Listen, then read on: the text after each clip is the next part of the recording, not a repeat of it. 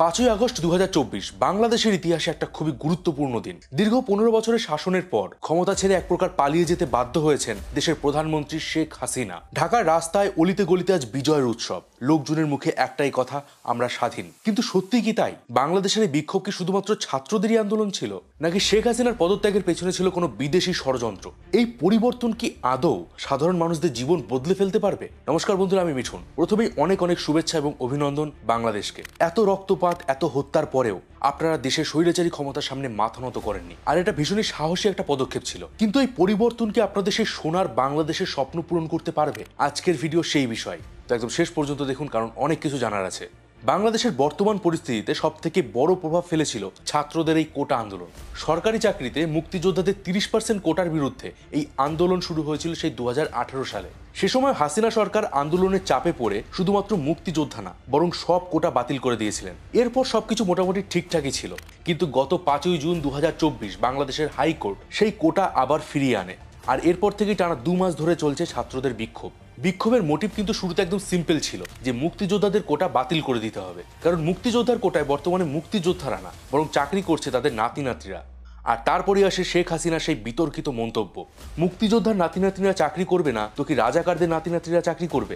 আর এখান থেকে শুরু হয় ছাত্রদের মন ভাঙা। তারা যে মানুষটার মুখের দিকে তাকিয়ে আন্দোলন করছিল, সেই তাদের দিকে এত উদাসীন। শুরু হয় আরো বড় আকারের আন্দোলন। কিন্তু এরপরেও সরকার ভুল করতে থাকে। সেই আন্দোলনকারীদের উপর গুলি করা, লাঠিচার্জ, দেশ জুড়ে ইন্টারনেট বন্ধ, রাস্তায় দাঁড় করিয়ে মোবাইল চেকিং, বাড়ি থেকে তুলে নিয়ে যাওয়া, কোনো কিছু বাদ যায়নি।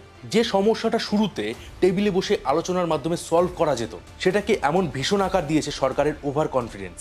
আর এই ওভার কনফিডেন্সের কারণ কি ছিল জানেন? কারণ যে বাংলাদেশের মানুষেরা আজ শেখ হাসিনার বিরুদ্ধে চলে গেছে, তারাই কিন্তু একটা সময় তাকে নাম দিয়েছিলেন জননেত্রী। প্রশ্ন হলো, সেই জননেত্রী থেকে তিনি কিভাবে স্বৈরাচারী হয়ে উঠলেন? বাংলাদেশের এই আন্দোলন কি শুধুই কোটার জন্য, নাকি এর পেছনে ছিল মানুষের আরো জমানো ক্ষোভ? চলুন এবার সেটা একটু ডিসকাস করি, নইলে আজকের দিনে বাংলাদেশে যেটা হচ্ছে সেটা বুঝতে আপনাদের একটু অসুবিধা হবে।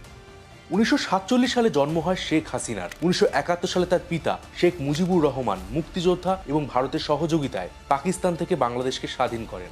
কিন্তু এর ঠিক 4 বছরের মাথায় 1975 সালে সম্পূর্ণ পরিবার সহ শেখ মুজিবুর রহমানকে হত্যা করা হয়। আর এটাই ছিল বাংলাদেশের ইতিহাসের প্রথম মিলিটারি কূপ। এই সময় বঙ্গবন্ধু 2 মেয়ে শেখ হাসিনা এবং শেখ রেহানা জার্মানিতে ছিলেন, যার কারণে তারা বেঁচে যান। পরবর্তীকালে 1981 সালে শেখ হাসিনা দেশে ফেরেন, যুক্ত হন রাজনীতির সাথে। বঙ্গবন্ধু দল আওয়ামী লীগকে তিনি নতুন করে শক্তিশালী করে তোলেন। সে সময় বাংলাদেশে মিলিটারি জেনারেল এরশাদের শাসন চলছিল। মিলিটারি শাসন বন্ধ করতে আর গণতন্ত্রকে ফিরিয়ে আনতে সে সময় শেখ হাসিনা রাজপথে আন্দোলন শুরু করেছিলেন। আজ যে আন্দোলনকারীদের উপর তিনি গুলি করেছেন, সেই আন্দোলন করেই কিন্তু তিনি ক্ষমতা এসেছিলেন। আর সেই সময় থেকে তিনি হয়ে ওঠেন বাংলার গণতন্ত্রের জাতীয় প্রতীক। 1996 সালে ভোটে জিতে তিনি প্রথমবার বাংলাদেশের প্রধানমন্ত্রী হন। এই সময় দুটো কারণে শেখ হাসিনা বাংলাদেশের জনগণের মনে জায়গা করে নিয়েছিলেন। একটা হলো ভারতের সাথে গঙ্গার জল নিয়ে তিনি একটা চুক্তি করেছিলেন, আর দ্বিতীয়টা হলো চট্টগ্রামের পাহাড়ি এলাকায় সে সময় যে ইনসার্জেন্সি হচ্ছিল, তিনি সেটা বন্ধ করেন। কিন্তু এর পাশাপাশি তার প্রথম টার্মেই প্রচুর পরিমাণে দুর্নীতি হয়, আর সেই দুর্নীতির সাথে তিনি নিজেও জড়িয়ে পড়েছিলেন। এর ফলে 2001 সালে তিনি আবার ভোটে হেরে যান। এছাড়াও বেশ কয়েকবার তাকে জেলে যেতে হয়েছিল। 2004 সালে তার উপর বোমা হামলা হয়, যাতে তার কানের কিছুটা অংশ ছিঁড়ে যায়। 2009 সালে তিনি আবার হিউজ মার্জিনে ভোটে জিতে ক্ষমতায় আসেন। বলতে পারেন একটা সময় মানুষ তার উপর অনেক বেশি ভরসা করেছিল, আর সেই ভরসা কিন্তু তিনি কিছুটা হলেও রেখেছিলেন। কিভাবে, চলুন এবার সেটা বলি। 2009 সালে যেখানে বাংলাদেশের জিডিপি ছিল $102 বিলিয়ন, সেটাই 2022 সালে গিয়ে দাঁড়ায় $460 বিলিয়ন। এমনকি পাকিস্তানের রুপির থেকে বাংলাদেশের টাকার মান বেড়ে যায়। সাথে দেশ জুড়ে গার্মেন্টসের বিজনেস বাংলাদেশকে অর্থনৈতিকভাবে চাঙ্গা করে। বাংলাদেশ একটা সময় খুবই গরিব দেশ হিসেবে পরিচিত ছিল, কিন্তু ওয়ার্ল্ড ব্যাংকের রিপোর্ট অনুযায়ী গত 20 বছরের মধ্যে বাংলাদেশের প্রায় 2.5 কোটি মানুষ দরিদ্র সীমা থেকে বেরিয়ে এসেছে। দেশে তৈরি হয়েছে পদ্মা সেতু, কিন্তু সেই সাথে পাল্লা দিয়ে বেড়েছে দুর্নীতিও। শেখ হাসিনার কাছের মানুষেরা সরকারের বড় বড় পদ খুব সহজেই পেয়ে যেতেন। একটা খবর নিশ্চয়ই আপনাদের মনে আছে, এই বছরই ঈদে একজন সরকারি চাকরি করা ব্যক্তির ছেলে 15 লক্ষ টাকা দিয়ে একটা খাসি কিনতে গিয়েছিল, আর পরে জানা যায় ওই সামান্য গভর্নমেন্ট সার্ভিস করার লোকটার কাছে ছিল কোটি কোটি টাকা। আর এটা আমি মাত্র একজনের কথা বললাম, কারণ বাংলাদেশের শেখ হাসিনার শাসনে একটা সরকারি চাকরি পাওয়া মানে ছিল ঘুষ নেওয়ার লাইসেন্স পাওয়া। পুলিশের ঘুষ নেওয়া থেকে শুরু করে নেতা মন্ত্রীরা বেআইনিভাবে লোকজনের জায়গা জমি দখল করে নিত। আওয়ামী লীগের ছোটখাটো সভাপতি পদ পেলেও এক একজন নিজেকে রাজা মনে করত, যেন তারাই সবকিছু। জিডিপি গ্রোথ যেমন বেড়েছিল, সাথে বেড়েছিল জিনিসপত্রের দাম। একজন চাকরিজীবী ঢাকা শহরে 12,000 টাকা দিয়ে সংসার চালানো দুষ্কর হয়ে যাচ্ছিল। আপনি বলতে পারেন হাসিনা সরকারের আমলে দেশের মজ্জায় মজ্জায় দুর্নীতি ঢুকে গেছিল, আর এতে সব থেকে বেশি সাফার করত সাধারণ মানুষরা। আর যখনই কোনো অপোনেন্ট পার্টি এর বিরুদ্ধে কিছু বলতে যেত, তাদের জেলে ভরে দেওয়া হতো। বাংলাদেশের সব থেকে বড় বিরোধী দল ছিল বিএনপি, কিন্তু তাদের লিডারদের অনেক সময় বিনা বিচারে জেলে ভরা হচ্ছিল। না, আমি এটা বলছি না যে বিএনপি খুব ভালো একটা দল, কিন্তু একটা দেশ চালাতে গেলে যেমন সরকারের প্রয়োজন, তেমনি অপোনেন্টেরও কিন্তু প্রয়োজন, না হলে সেটা কিসের গণতন্ত্র? আর এই পুরো সিস্টেমের বিরুদ্ধে যখন কেউ আওয়াজ তুলতো, তাদের গুম করে দেওয়া হতো।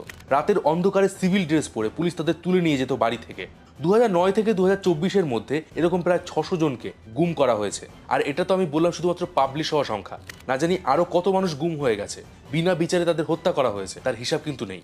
তো আশা করি আপনারা বুঝতে পারছেন যে শেখ হাসিনার এই পদত্যাগের পিছনে শুধুমাত্র কিন্তু কোটা আন্দোলন নয়, জনগণের দীর্ঘদিনের রোষ ছিল, কারণ সরকার লাগাম ছাড়া দুর্নীতি করছিল। তবে কোটা আন্দোলন ছিল হাসিনা সরকারের সামনে আসা সব থেকে বড় বাধা। আর সরকার শুরুতে ভেবেছিল প্রতিবারের মতো এবারও তারা লাঠি আর পুলিশ দিয়ে এই আন্দোলন সামাল দেবে, কিন্তু হয়েছে তার উল্টোটা। ছাত্রদের পাশে দাঁড়ায় বাকি রাজনৈতিক দলগুলো, আর যেটা শুধুমাত্র ছাত্রদের আন্দোলন ছিল সেটা হয়ে যায় গণ আন্দোলন। এরপরে সামনে রাখা হয় এক দফা দাবি, আর শেষ পর্যন্ত 5ই আগস্ট দেশ ছেড়ে যেতে বাধ্য হন শেখ হাসিনা। এই মুহূর্তে সম্পূর্ণ বাংলাদেশ জুড়ে এটাকে ছাত্র আন্দোলন হিসেবে ধরা হচ্ছে, কিন্তু ইন্টারন্যাশনাল মিডিয়ায় বলা হচ্ছে যত তাড়াতাড়ি বাংলাদেশের সরকার ভেঙে গেছে, হতে পারে এর পিছনে কোনো বিদেশি শক্তির ষড়যন্ত্র ছিল। আর সেটাই হলো সব থেকে বড় চিন্তার কারণ। আর যদি সত্যিই এর পিছনে কোনো বিদেশি শক্তি থাকে, তাহলে কিন্তু এটা বাংলাদেশের জন্য একটা কালো অধ্যায় শুরু করবে। আর সেই বিদেশি শক্তিটা হলো আমেরিকা।